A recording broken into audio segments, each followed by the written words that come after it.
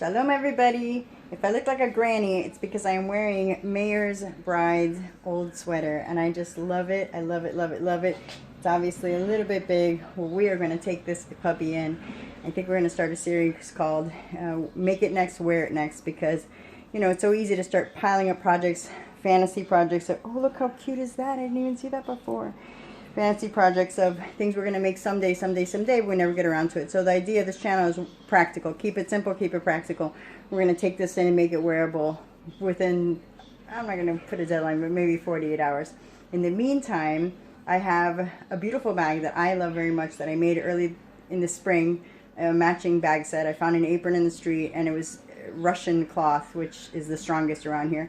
So when you see a lot of quality products that I bring out, it's not because they were made here or imported here. It's actually people brought it themselves from their home countries. And so I have fabric from America, I have fabric from Russia, I have it from the Ukraine. And so why did they call it the Ukraine, not just Ukraine? I have no idea. But there you have it. So I should go and show you right now. Here we go. I'm going to show you the bag that I love and that I made and I've been wearing all summer. Ta-da! So you've seen it in a couple of videos already. This is a holy person from another country.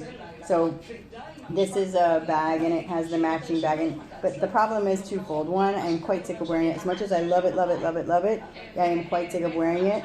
And the other thing, and it matched everything I was wearing, but it's sort of spring, summer, and I'm feeling like it doesn't really match my fall wardrobe, so to speak. But other than that, it's too small. This is my fabric, my customer bag. So whenever I pick up customer orders, I put it in this, and it's just too small. I didn't plan that. It worked. It was nice. It's cute, but it's too small. So we need something bigger. And I've been on the hunt, and I didn't know what I was going to make it from.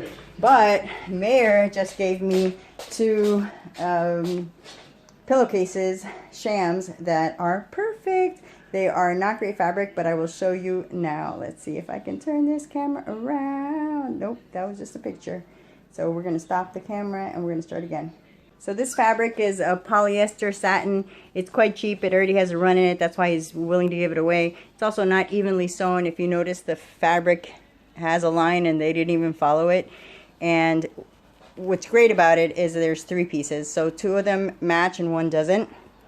I like this for my small bag, for my crossbody bag, and I like this for my bigger fabric bag. It obviously has it's more ample.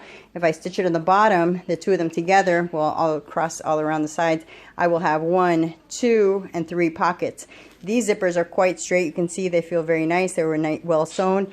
This one, on the other hand, was wonkily sewn. You can see so that's quite a wavy road there. So I'm going to be pulling that out, I think, which is nice because what I wanted to do was also make pockets like my current crossbody bag has, and fold it this way, and bam, we've got, when we sew the sides, 1, 2, 3, 4 pockets. I don't know how many pockets that is. 1, 2, 1. This is going to have more than my old one does. So 1, 2, 3, 4, 5 pockets, and this will be a reinforced one, which is nice when I have something delicate like my telephone.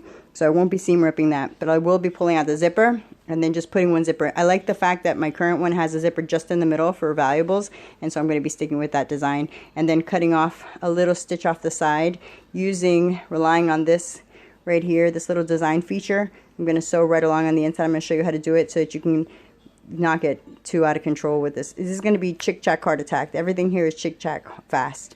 So we're going to turn it inside out. We're going to sew here and then snip, snip, snip. I don't cut first and sew later. I sew first and cut later with these upcycle projects. For something serious and well thought out and very upscale, yes, of course, cut first, sew later. With upcycle, it's sew it first, cut it later, because then I already have a guideline and it minimizes the time. I'm not trying to do it perfect, I'm trying to get it done. So done is better than perfect in these projects, and that's what I hope to impart to you. I do want to show you one little thing in the thrift haul. This has not been given to me yet. I think his daughter might take it as a memento. I just think it's so sweet and special. I don't think I'll see something like this ever again in my life. So this is a little donkey, and it's got the little hint of an evil eye here with the saddle, and that's a very popular motif here. Evil eyes on anything. You put slap evil eye on it, you can make 50 shek right away. So these little parrots are loving each other, a little couple, and that's Mayor and his bride. They were lovebirds. So this is such a beautiful. I wonder where they got this. They traveled a lot, so I'm sure they picked this up somewhere interesting. This looks like Egypt to me, but it's just gorgeous. So anyway, see you later, guys. We'll come back. I'll see you in a bit when we make this, hopefully in the next couple days. Bye. Back at the bus stop, and not backlit because I'm doing another view. If I look worried, it's not worried, it's just the sun. Big forehead happening here, just like Rihanna. I'm going for the Rihanna look.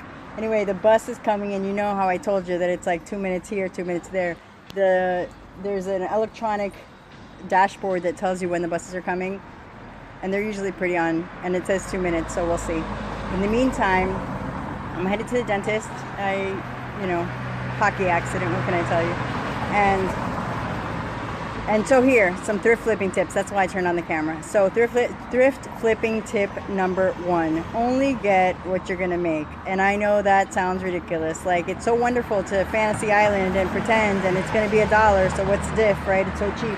Really, the bus is here. So number 1, only get what you can make. And so that's what I'm doing with Mayor's slip covers, his pillow covers. Only got what I could make. And the other thing is, be conscious of keeping it cheap by using cheap thread. Here's number 3. Don't seam rip. I don't seam rip anything. Whoa, whoa, whoa, whoa, whoa, whoa. I almost missed it. I told you. They slow down. They don't stop. All right, here we go. The bus driver flat out told me that he didn't stop for me because I didn't have my mask on, so I didn't look prepared to get on the bus. Some bus drivers are a lot more slack about it. Now store owners are getting very strict about it because they're fining stores really intensely. Some of them have suffered a lot because of put in quarantine themselves because of exposure. The fruit vendor in my neighborhood, everybody loves him and depends on him so much, and he had to spend 2 weeks in isolation because his grandnephew had caught corona and they were at a party at his house. Here, it's not like in America where there's privacy. I mean, there's pseudo privacy in America, right?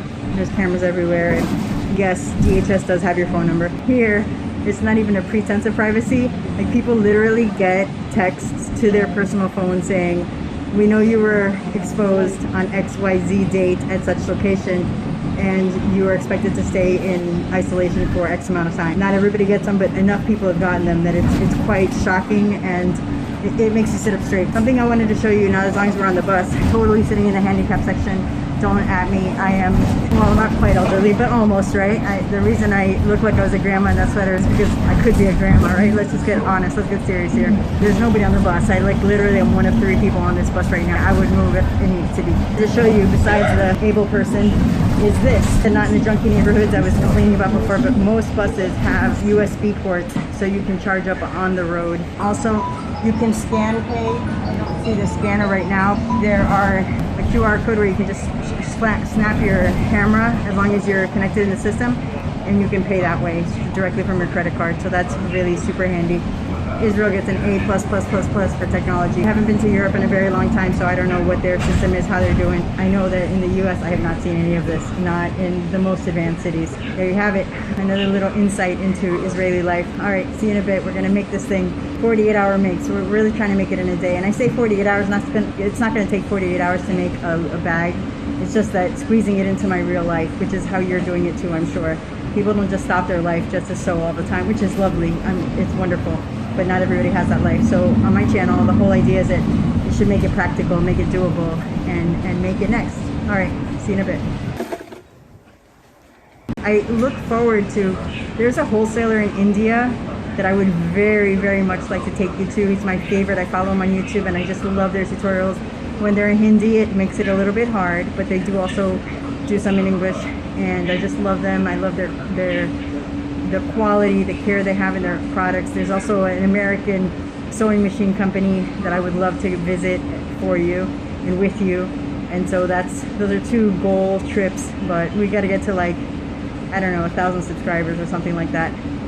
For 100 subscribers, I may take a surfing class if you want to see that. I have a sewing dress, or a swimming dress that I made this summer, but it was thrifted fabric, so it was toward the end of the summer. It's very modest, but it's warm, so it's warm enough that with leggings I could definitely surf in it.